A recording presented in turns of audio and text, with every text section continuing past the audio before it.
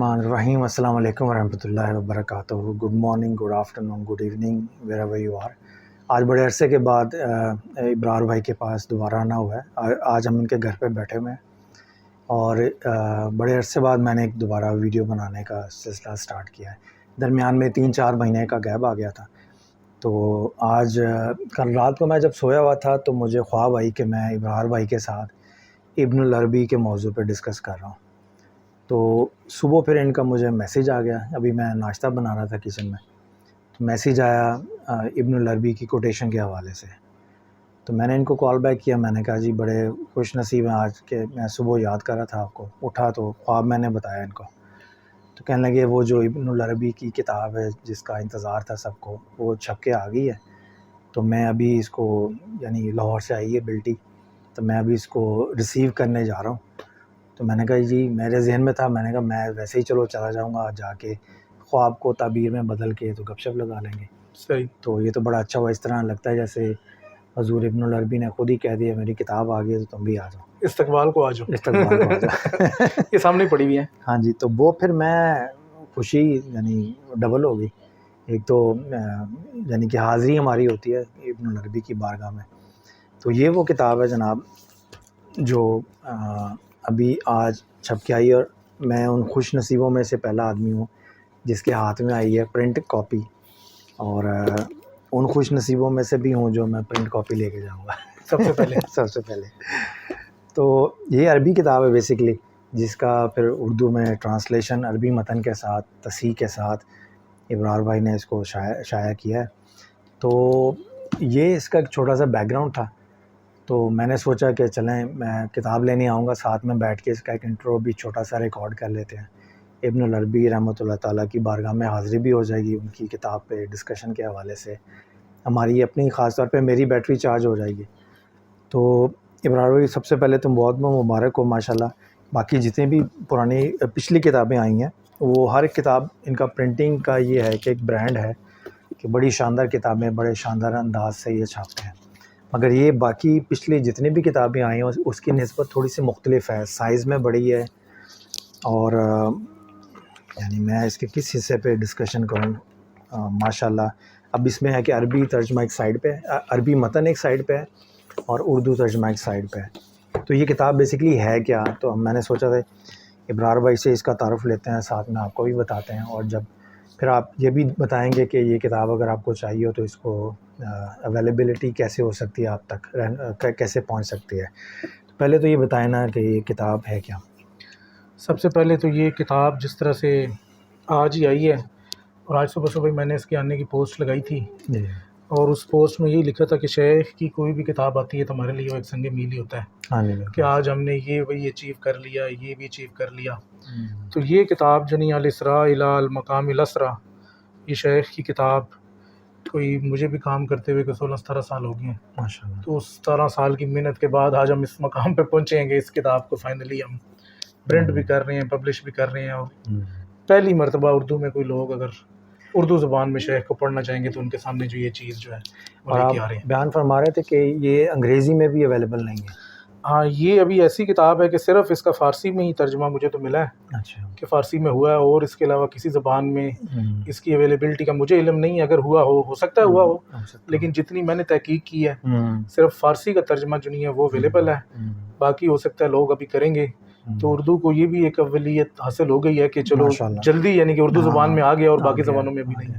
اس کا جو نام ہے ابن العربی کی روحانی معراج, اور میں یہ دیکھ رہا تھا کہ آپ نے جو سبحان العزیز اسرا بابدہی, جی جی, یہ قرآن پاک کی جو آیت ہے اس کو بنیاد بنا کے ساری اپنی روحانی معراج کا ذکر کیا ہے. تو فوکس کیا ہے کتاب کا ابن العربی کا نا؟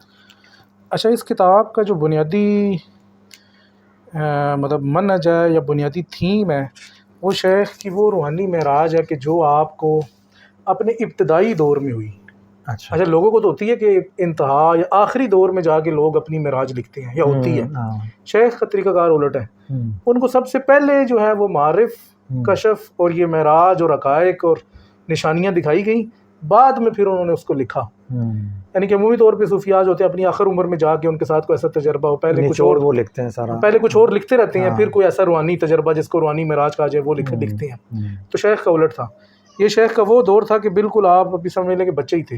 اچھا 20-25 سال کے درمیان جو عمر ہوتی ہے نا، یہ اس دور کی بات ہے. اچھا ماشاء اللہ. اور اس دور میں آپ نئے نئے جنیا شیوخ سے ملنا آپ نے شروع کیا تھا. تو ایک شیخ کے پاس ان کے زیر تربیت تھے آپ اندلس میں. ان کا نام ہے یوسف الکومی. تو وہ جو شیخ کے شیخ تھے نا، وہ اس لحاظ سے کشف والے نہیں تھے. اچھا ٹھیک. لیکن بنیادی طور پہ تو شیخ تھے، شیخ کی باقی معاملات میں تربیت کر رہے تھے، پر ان کے پاس اس لیول کا یہ کشف نہیں تھا.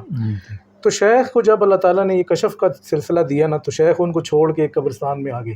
ٹھیک.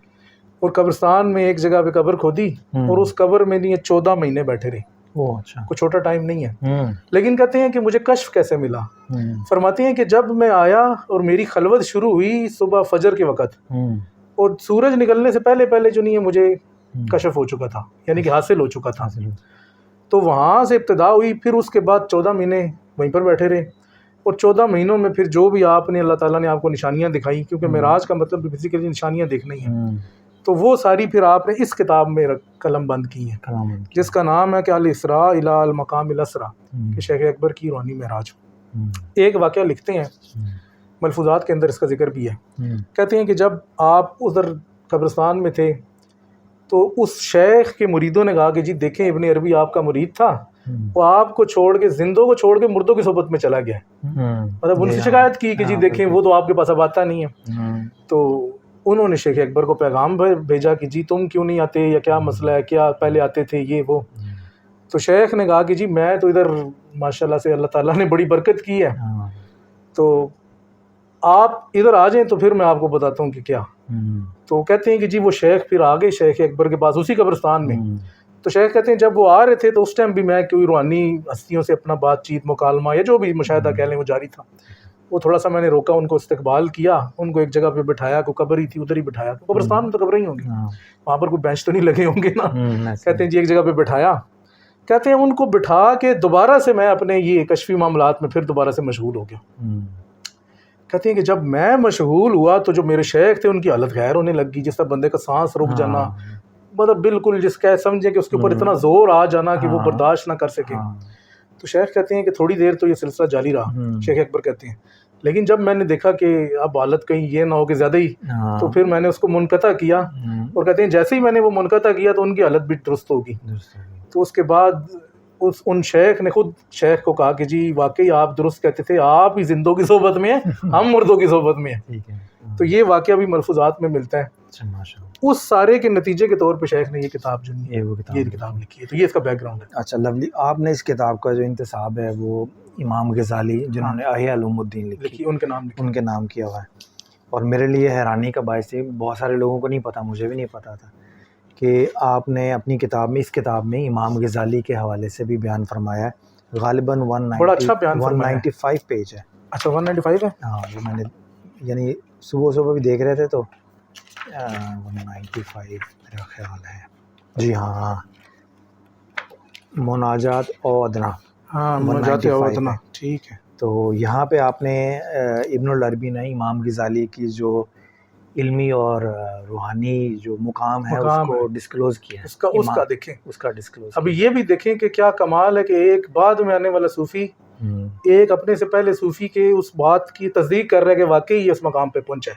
ہمارے ہاں تو جیلسی اتنی ہوتی ہے نا کہ دوسرے کا ذکر کرنا بھی مناسب نہیں سمجھتے. امام غزالی پہلے ہوئے تھے؟ امام غزالی ابن عربی سے پہلے تھے نا، وفات پا چکے تھے ابن عربی کے دور تک. اور انہوں نے کشف میں آپ کے مقام اور مرتبے کو دیکھا نہیں، لیکن جس طرح سے دیکھا ہے وہ بھی بڑی ایک زبردست ہے. اس کو تھوڑا ڈسکس کریں گے تو تب مزہ آئے گا، خالی بات کرنے سے تو بات نہیں ہوگی. اچھا سنیں تو صحیح نا. پہلے تو یہ کہ جی اس کا انتساب امام غزالی کے نام کیوں، سوال تو یہ ہے. اس کی وجہ یہ ہے کہ اس کتاب میں شیخ کی عمومی طور پہ یہی منہج ہوتا ہے کہ جو بھی کتاب لکھتے ہیں نا اس میں جس ہستی کا بھی بہتر یا مطلب اچھا ذکر کرتے ہیں نا، وہ بیسیکلی ان کی طرف ان کو ایک ٹریبیوٹ بھی اسی میں ہی ہوتا ہے، کیونکہ ان کا ذکر کر رہے ہیں. کسی اور کتاب میں کسی کا کر رہے ہوتے ہیں. تو اس کتاب میں سب سے بہتر ذکر جو آیا نا وہ امام غزالی کا ہی آیا، اور وہ کافی بہتر ذکر ہے کہ مطلب وہ شیخ نے ان کے اوپر بھی ایک تصدیق کی مہر لگائی ہے. یہ ایک چھوٹا ذکر نہیں ہے کہ آپ اس کو سمجھیں. ابھی ہم دیکھتے ہیں کہ 195 میں شیخ نے کہا دوسرے لفظوں میں امام غزالی کو جھٹلانے کا مطلب ہے کہ آپ ابن العربی کو جھٹلا رہے ہیں. ابھی آپ جب پڑھیں گے نا تو یہ اس سے بھی بڑی بات آپ کے سامنے آئے گی. ابن العربی کو جھٹلانا چھوٹی بات ہے جب آپ یہ پڑھیں گے کہ کیوں کیا. اچھا یہ آپ بیسیکلی سمجھ لیں کہ یہ کون سی ہے. یہ شیخ اکبر مناجات کی، ابھی ہم مناجات کے باب میں چل رہے ہیں کیونکہ اس کتاب کے مختلف ابواب ہیں نا. پہلا افلاق کا باب ہے کہ جس میں پہلے فلک میں گئے، دوسرے آسمان، تیسرے آسمان، ساتویں آسمان، اس کے بعد کرسی ہے، اس کے بعد آگے میرے خیال میں کرسی سے آگے بھی کچھ چیزیں رف ہے، مطلب باقی چیزیں. اب یہ پھر اس کے اینڈ پہ جب آتے ہیں نا مناجات وہ ہے آخری مقام ہے. اور یہ بھی دیکھیں او ادنا کی مناجات ہے، کعبہ قوسین او ادنا. کعبہ قوسین سے آگے ہے، اس سے پچھلی مناجات کعبہ قوسین کون سا مقام ہے آپ خود اندازہ لگا لیں. اور مناجات ہے یعنی کہ حق تعالیٰ سے آپ سمجھ لیں کہ براہ راست جو مناجات ہو رہی ہے وہ مقام ہے. تو اس میں جب اس مقام پہ پہنچے، اب اس مقام پہ ہو کیا رہا تھا، ذرا تھوڑا سا ہمیں پیچھے جو نا یہ کعبہ قوسین کو بھی دیکھنا پڑے گا تاکہ ہمیں بیک گراؤنڈ تھوڑا سا پتہ چل جائے کہ کیا ہے. ہاں یہ کعبہ قوسین ٹھیک ہے، 185 پہ کعبہ قوسین ہے. یہاں پر شیخ کہتے ہیں، اچھا شیخ نے یہاں پر کعبہ قوسین جو نہیں، اب اس سے پیچھے حق تعالیٰ کی بارگاہ میں پہنچ گئے ہیں. حق تعالیٰ نے سوال کیے ہیں کہ بھئی آپ یہاں تک پہنچے ہیں، بتاؤ آپ کو رستے میں کیا پیش آیا. تو شیخ سارا ذکر کر رہے ہیں کہ پہلے میں نے جی پانی سے اٹھا، یعنی کہ عناصر سے اٹھا، افلاق تک پہنچا. پھر اس کے بعد کہہ رہے ہیں کہ جی میں نے فلک میں یہ دیکھا تو فلاں کو دیکھا، دوسرے میں اس کو دیکھا، تیسرے کو اس میں مطلب فلاں نبی کو دیکھا. پھر اس کے بعد آسمان افلاق سے بھی اوپر ہو رہے ہیں. اس کے بعد کہہ رہے ہیں کہ جی دیکھیں نا بھی آسمان ہی چل رہے ہیں سدرۃ المنتہا پر. سدرۃ المنتہا سے آگے پھر بتا رہے ہیں کہ جی آگے میرے ساتھ یہ پیش آیا اور پھر میں ادھر تک پہنچا ہوں. یعنی کہ حق تعالیٰ تک جب مناجات کی بات آئی، اب حق تعالیٰ تک جب آپ پہنچے اور مناجات کی بات آئی تو حق تعالیٰ نے آپ سے سوال کیے ہیں، الٹا جواب نہیں دیے. آپ سے کہا ہے کہ بھئی آپ اتنا مقام طے کر کے ادھر پہنچے ہیں، اب آپ کی آزمائش ہے کہ آپ کو قرآن کے بارے میں کیا کچھ پتہ ہے. اب میں آپ سے سوال کروں گا، مطلب حق تو نہیں، حق کا ترجمان، اور آپ نے جواب دینا ہے. یہ نہیں ہے کہ ابن عربی نے سوال کرنا اور حق تعالیٰ نے جواب، الٹا چکر ہے. تو پھر کیا ہوا جی، فرماتے ہیں یہاں سے تھوڑا سا ہم پڑھیں گے پھر مزہ آئے گا. اچھا جی، بولا یہی میرا ارادہ ہے اسے مان، اور میری تقدیر تجھ پر نافذ ہے، لہٰذا میری مشیت کو اپنی چاہت جان. اچھا میری مشیت کو اپنی چاہت جان. آگے کیا فرماتے ہیں، اے سالک میں تجھے حضرت او ادنا میں آزمانا چاہتا ہوں. کیا تو قرآن کی آیات میں صورت در صورت جواہر اور موتیوں والے اشارات کے حقائق تک پہنچا تاکہ تیرے لیے بھی صورت کا کم. یعنی کہ حق کہہ رہا ہے کہ بھائی اب اتنا تک سفر کر کے تو پہنچا ہے، قرآن سے تو نے کیا حاصل کیا مجھے بتا. اب ادھر سوال جواب والی بات ہے، چھوٹا مقام نہیں ہے. یعنی قرآن سے نسبت کا جڑ جانا بندے کا یہ تمام روحانی معراج کے اوپر ہے. دیکھیں نا قرآن پاک کا قرآن حق کا کلام قرآن ہے نا، تو وہ اپنے کلام سے ہی آپ سے بات چیت کرے گا نا، مخلوق کے کلام سے تو نہیں کرے گا. تو جب حق کے کلام سے آپ کی مناسبت ہی کوئی نہیں، قرآن کا آپ کو علم ہی کوئی نہیں، اور آپ کہیں جی میں تو مناجات کر کے حق سے بات چیت کر کے آیا ہوں، تو بھائی پہلے قرآن کا تو سمجھ آیا تجھے جو میں نے تیرے لیے بھیجا تھا. اب آگے کیا فرماتے ہیں، تاکہ تیرے لیے صورت کا کمال ہو، کیونکہ قرآن جو نہیں ہے وہ مطلب ایک کامل صورت ہے. تو جس نے قرآن کے حقائق کو سمجھ لیا اس نے تو ہر حقیقت سمجھ لی نا، اس کے پیچھے تو پھر کوئی چیز رہ نہیں گئی. میں اس کی وضاحت اور قدر کے مطابق تجھ سے زبان ترجمان میں مناجات کرتا ہوں. آپ خود نہیں ایک ترجمان مقرر کریں گے.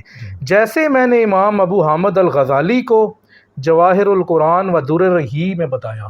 یعنی کہ امام غزالی کی ایک کتاب ہے، اس کتاب کا نام ہے جواہر القرآن و درر ہی. اس میں امام غزالی نے قرآن مجید کی صورتوں کو کلاسیفائی کی ہے، آیات کو، کہ یہ آیت جو نہیں ہے یہ جواہر میں سے ہے، یہ درر میں سے ہے، اور وہ مطلب اس میں پوری تفصیل بتائی ہے، اپنی اصطلاحات بھی وضع کی ہیں. بڑے مزے کی کتاب ہے. تو حق تعالیٰ اس مقام پہ ابن عربی کو کہہ رہا ہے کہ میں نے امام غزالی کو یہ ساری چیزیں بتائی تھی اور اب میں تیرے سے سوال کروں گا. اب ہو سکتا ہے ابن عربی نے نہ پڑھی ہو وہ چیزیں. آگے کیا، میں نے ہی انہیں ان کے دور میں اول مقام دلایا. امام غزالی کو یہ حق تعالیٰ شیخ سے فرما اس حقیقت سے آشنا کیا کہ اس جیسا کلام نہ لکھا گیا، یہاں تک کہ معرف کی انتہا اور حقیقت ختمیت والا یہ تیرا یہ حسین دور آیا. یعنی کہ آپ بتا رہے ہیں کہ امام غزالی کو تو میں نے جو دینا تھا دے دیا، لیکن اب تیرا دور آیا ہے تو اب تیرے ساتھ تو ہم نے تجھے ان سے بھی زیادہ باریکی میں بتایا. اب دیکھیں اس میں شیخ امام غزالی کی بھی تصدیق کر رہے ہیں کہ حق تعالیٰ کی طرف سے ان کو عطا ہوئی ہے، لیکن اپنا بتا رہے ہیں کہ مجھے حق تعالیٰ کہہ رہا ہے میں تجھے اور باریکی میں بتاؤں گا. ان کو بھی بہت کچھ بتایا لیکن تجھے اور آگے کی چیزیں. تجھے وجود کی اس شاعری سے بلند کیا، اس میں سنجیدہ اور غیر سنجیدہ. اب یہ ساری جو نہیں ہے یہ اشارات اور رمزی باتیں ہیں، وجود کی شاعری سے بلند کرنا، غیر سنجیدہ اور سنجیدہ سے الگ کرنا. پھر تو نے اسے اختراعی اسلوب میں بنا، اور مختلف رنگوں والے خالص صاف خالص جبے کی طرح پہنا، یہ کواری کا وہ موتی ہے جسے چھوا نہ گیا. یعنی کہ اب جو حقائق شیخ کو بتائے جا رہے ہیں وہ انچھوئے حقائق ہیں، پہلے کسی کو وہ امام غزالی کو بھی نہیں ملے، ان کو ملے ہیں لیکن اس سے آگے کی بھی چیزیں پھر ابن عربی کو بتائی جا رہی ہیں. کیا فرماتے ہیں؟ پس تم دونوں کا فرق بھی واضح ہے. اب دیکھو دونوں کا فرق بھی کر رہے ہیں، اور تم دونوں کی راہ کا ربط بھی ظاہر ہے. یعنی کہ راستہ تو ایک ہی ہے کہ قرآن کے راہ پہ تم دونوں آئے ہو، لیکن فرق بھی ہے. وہ یوں کہ ہم نے تیرے لیے ان جواہر اور موتیوں کو ایک ہی لڑی میں پرویا. اب جو شیخ وحدت کی بات کرتے ہیں نا، یہ اس کی طرف اشارہ ہے. وحدت الوجود کی، وحدت کی بیسیکلی وحدت کی بات ہے نا، وجود تو ایک، اس کے بعد سائنس آگے چلتی ہے. ٹھیک ہے. تجھے ایک ہی، تیرے لیے ہم نے ان موتیوں کو ایک ہی لڑی میں. قرآن مجید کی ہر آیت سے شیخ جو نہیں ہے وہ ایک اصل تک پہنچ جائیں گے، کیونکہ ایک ہی لڑی ہے نا، دو لڑیاں تو ہے نہیں. جبکہ ان کے لیے یہ نظم دوری والی حضرت فرق میں بنایا. یہاں پر صوفیاء کی اصطلاح میں نا دو ٹرمز استعمال ہوتی ہیں، ایک ہوتی ہے جمع، ایک ہوتی ہے فرق. جمع کا مطلب ہے کہ سب کو ایک ہی نظر سے دیکھنا، فرق کا مطلب ہے کہ سب میں فرق کرنا. تو حق تعالیٰ شیخ اکبر کو بتا رہا ہے اس مقام پہ کہ تیرے لیے جو ہم نے راستہ چنا تھا یا منت چنا تھا نا، وہ جمع والا تھا. تو جدھر سے بھی پہنچے گا تو ادھر ہی پہنچے گا. جبکہ حضرت امام غزالی کو جو ہم نے بات بتائی ہے نا، وہ فرق والی سٹیج پہ بتائی ہے. یہ اس کے لیے اور دونوں کا فرق وہ قائم رہے گا. وہ یعنی کمپیریٹیو پرسپیکٹیو میں سارے چلتے ہیں. اس لیے ان کے کلام پر غور کرنے والا اس نسبت کے راز تک نہیں پہنچ پاتا جو میں نے ان کے یہاں رکھی، کیونکہ وہ فرق کا مقام ہے. تو وہ جمع مطلب اس سے وہ دوسری طرف آگے راستہ نہیں نکلتا. وہ جمع مطلب دیکھیں نا، جب آپ تمیز میں جاتے ہیں، جب آپ فرق میں جاتے ہیں تو آپ جمع میں نہیں جا سکتے. فرق کا مطلب یہ ہے کہ آپ کہتے ہیں یہ چیز ہے، یہ چیز ہے، آپ نے اس کو الگ کر دیا نا. اب اس چیز سے آپ اس چیز تک کیسے جائیں گے جب آپ نے شروع میں اس کو الگ کر دیا؟ اس کے اندر بھی ایک راز ہے، وہ راستہ تو ہے، پر جب آپ کا فوکس ہی اس پہ نہیں ہے تو آپ نہیں پہنچ سکتے.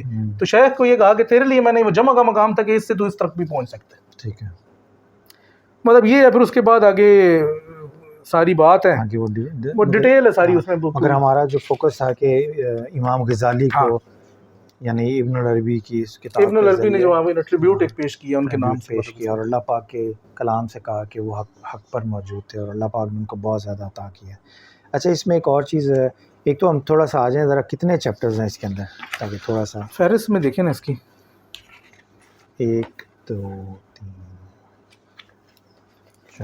4 ہے بھائی، اور صفحے اس کے ہیں. اصل میں نا اس کے یہ جو چیپٹرز آپ اس کو 4 سمجھ رہے ہیں نا، یہ ایک تو اقسام ہے. اس کے اندر چیپٹرز ہیں. اوکے ٹھیک ہے. یہ 5 اقسام ہیں. قسم الاول یعنی کہ پہلے قسم جو ہے وہ سفر شروع ہونے سے پہلے کی باتیں. یہ یعنی پارٹس ہیں، اور ہر پارٹ کے اندر ڈیفرنٹ چیپٹرز ہیں. ہر پارٹ کے اندر چیپٹرز ہیں. ابواب جو ہیں وہ اقسام کے اندر ہیں. اقسام 5 ہیں، اس کے اندر اب مختلف ہیں. اب دیکھیں نا، پہلے کے اندر جو نہیں ہے 1 2 3 4 5 ہیں، پھر دوسرے میں 7 آسمان ہیں، چھٹے میں پھر مناجات ہیں، تیسرے میں سدرۃ المنتہا ہے، چوتھے میں مناجات ہیں، اور جو آخری ہے اس میں اشارات ہیں. مطلب یہ اس طرح کر کے یعنی چیپٹر پارٹس میں ڈیوائیڈڈ ہے، اور ہر پارٹس میں ڈیفرنٹ چیپٹرز ہیں. اور یہ جناب ٹوٹلی ہیں 345 صفحے ہیں اس کے. جی 300 بڑے سائز کی. اگر یہ عام کتاب کا سائز ہو جائے تو میرا خیال یہ 600 کے قریب ہو جائیں گے. چھوٹے سائز میں ہوتی تو یہ تقریباً نہیں 350 400 450 تک تقریباً اتنا ہی فرق پڑتا ہے. اچھا، ایک ہم جو ڈسکس کر رہے تھے پہلے کہ جو عربی عبارت لکھی ابن العربی نے، جی وہ جو لکھنے کا ایک کہتے ہیں نا لفظوں کا انتخاب اور جملوں کی ترتیب، اس میں ترنم جو ہے نا، جس طرح قرآن پاک کی آیات ہے نا، تو جب آپ پڑھتے ہیں تو یعنی اگر آپ ساؤنڈ پہ جائیں تو ہر آیت کا دوسری آیت کے ساتھ جیسے اشعار میں ہوتا ہے وزن اور یہ چیزوں کا، تو اس میں بھی ترنم کا بہت زیادہ آپ دیکھیں گے ان کی عبارت میں ہے پہلو. اس حوالے سے تھوڑا سا بیان. اس حوالے سے نا اس کتاب کی ابتدا میں لکھتے ہیں شیخ کہ یہ جو نہیں ہے، صفحہ نمبر 62 کھولیں نا آپ. اچھا 150 ہے میرے پاس، وہ میں 150 سے کر لیں پہلے، پھر 62 پہ چلتے ہیں. پہلے وہ 62 سے بیان ہو جائے نا، پھر 150 چل جائے. ایک سیکنڈ 62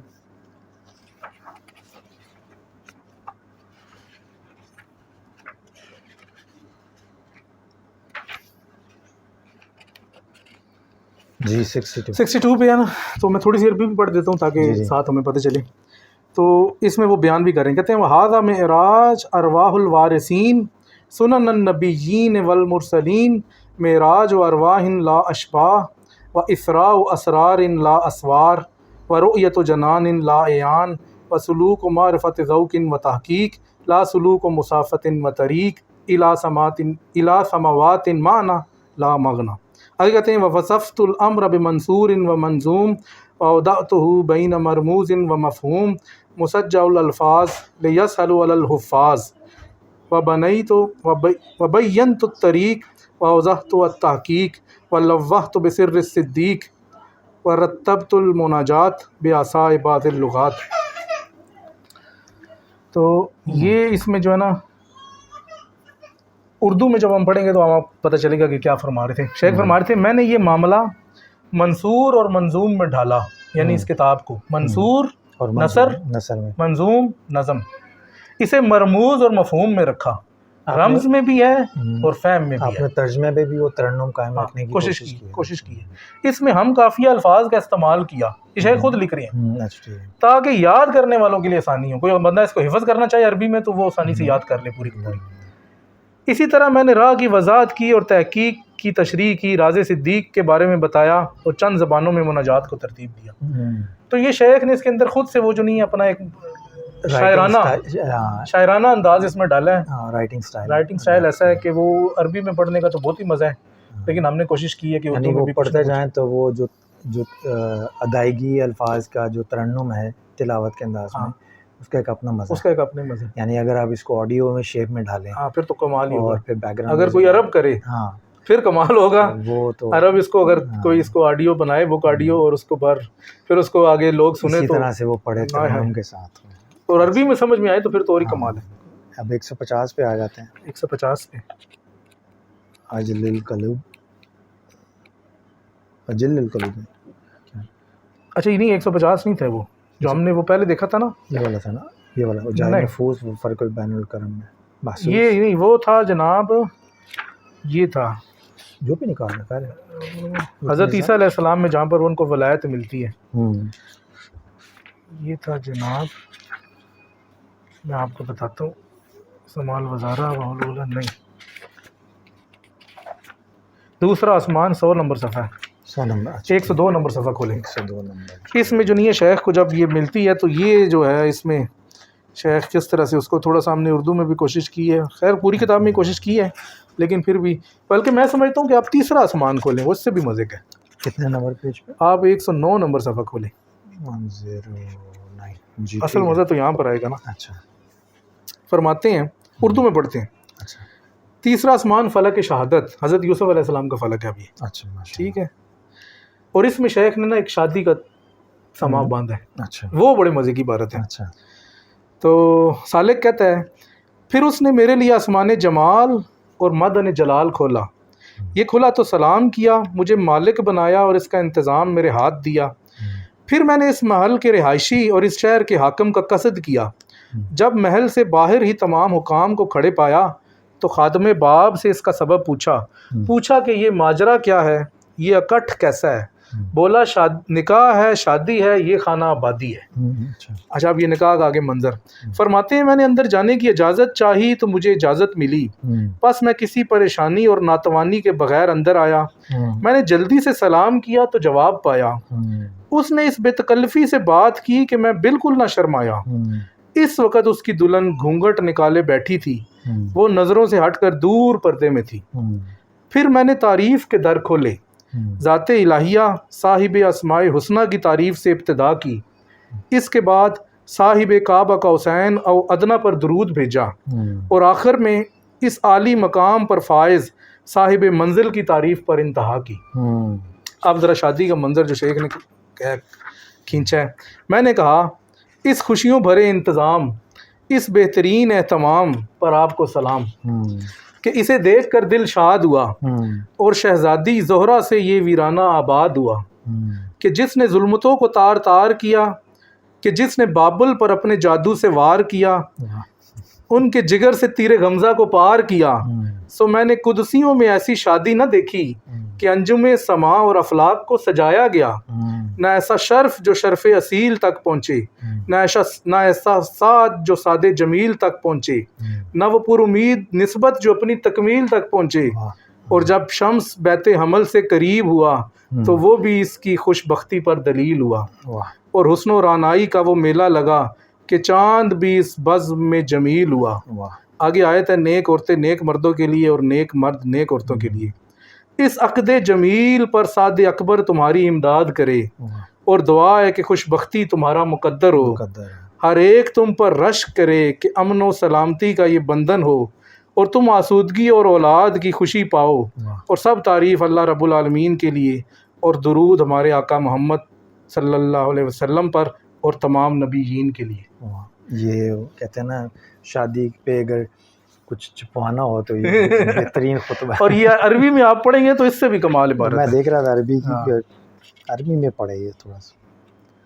عربی میں کہتے ہیں مرحبم بہذا، یہ جو آپ نے فرمایا نا، میں نے کہا خوشی بھری، جب سے وہ بولنا شروع کرتا ہے، مرحبم بہذا الابتناء السعید والانتظام الجمیل الحمید الذي ام سرورہ القلوب وغمرہا واحل المحامها وامرها بسیدۃ البنات ومنیرۃ الظلمات التي سہرت بابل ورمتهم بنابل فلم اراک املاک بین املاک ولا کائرخاء سطور الافلاک علی عرش السماک ولا کشرف النبوہ علی شرف اصیل ولا کساد اقرت لہ السعود بالتفضیل ولا کنسبت آذنت باضطراد العمل واقتراب الشمس فی بیت الحمل ہنیا بما اقترنا من سعادات وانزاف من قطع حسن متجاورات واتسق من اقمار مجد ونیرات فالطیبات للطیبین والطیبون للطیبات۔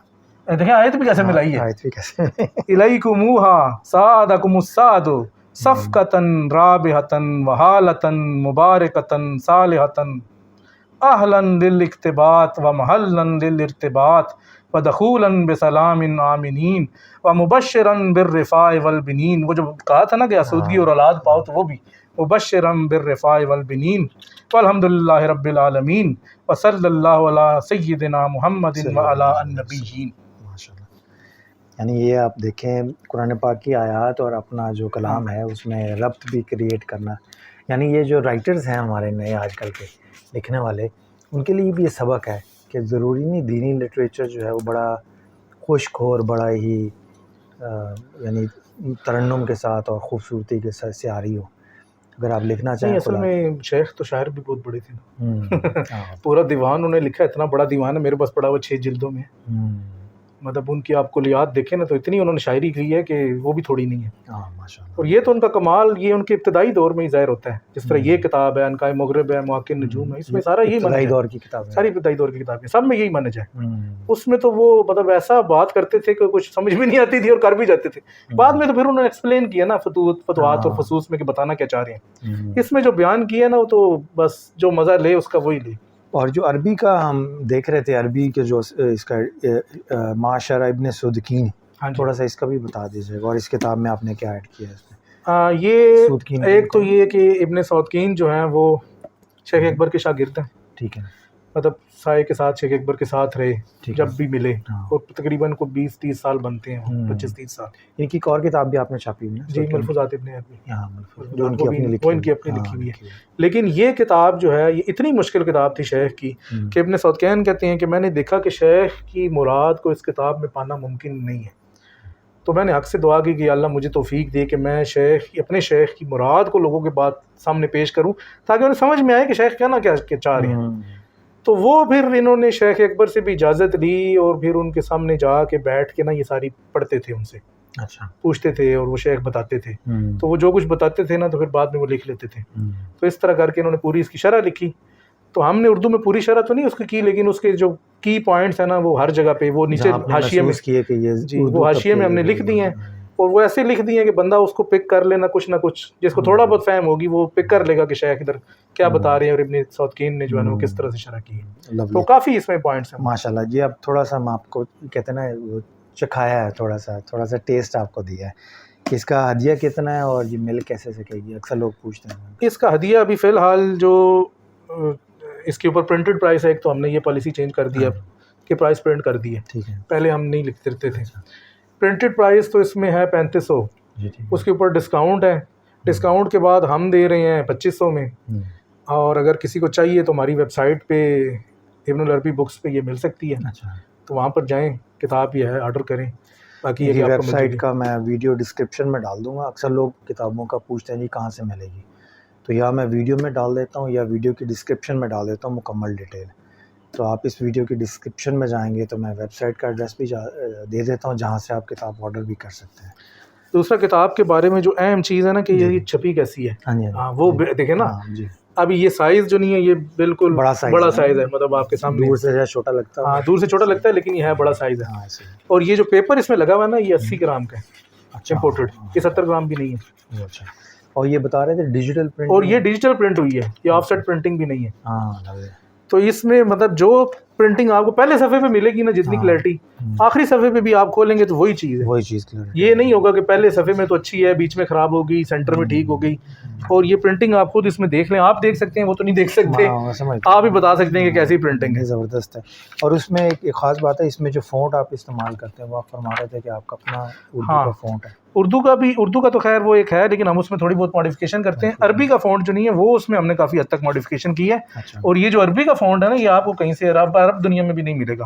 اور یہ آپ اس میں کمال یہ عربی کا فونٹ ہے, مطلب دیکھیں نا, یہ آپ اس کو دیکھیں گے کس طرح سے, مطب یہ کوئی کشیدہ بھی بیچ میں ہے اور الفاظ اور یہ وہ. اردو کا فونٹ بھی اس میں کشیدہ وغیرہ ہے, وہ ساری چیزیں کیلیگرافی کا ٹچ ہے. تو یہ عربی میں بھی کافی حد تک اس میں اعراب لگے ہوئے ہیں جتنی آپ کو مطلب ضرورت ہوتی ہے. اچھا بیٹا آ رہے ہیں. تو یہ اس طرح سے. تو any way this was the brief introduction. جتنا ہم نے سوچا, ہم تو خیر پڑھیں گے, ہم ڈسکشن ہماری چلتی رہے گی. تو یہ آپ کے لیے میں نے سوچا کہ ایک چھوٹا سا ویڈیو ریکارڈ کر لیں تاکہ بیسک آپ کو اس کی کچھ انڈرسٹینڈنگ مل جائے.